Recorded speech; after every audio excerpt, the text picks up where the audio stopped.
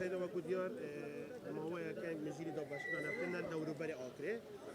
خلك آخره چهارباره ویدی کت ناو آخره جبیت دابش کردن برنامه واچی. بله ضمن برنامه دارش تشلای پارزگاه ها دهو که و بود دابش کردن نفتل سر خزان سنور پارزگاه ها دهو که قضا آگریجی که شما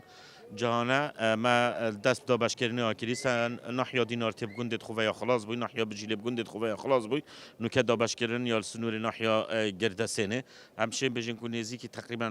حتی 16,000 خزانه پلیت گازاسپیت ورگرتی و دوان 4-5 روزکا دا ده کوتای دوروبرت آکری کامل هستن ده دیفرا سنتر آکری دا بشکین برنامه و کل سنتر آکری پشتی نحیا گرسین خلاص بیدن ده دا بشکن ما وقت دیار که چند واسه فلان روزان فلان. ام جاورین بس نحیا گردسین خلاص بیدن تقریبا 50 صد نحیا دینار تب حدود 7,000 عائله نزدیک حتی 3,500 عائله اتورگرتی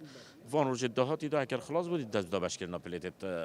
سنتری کی بله سيدا بس بشارك بدي بلد دبو همي خزانة بيت أنا ماكي بري نوكادي دیفا و ریوبریا بر همت گازی گوت یا من مفروضه همی خزان بنواری همی خزان ورگرن گازاس بیافساره ممنون سيدا. سپاس سرچم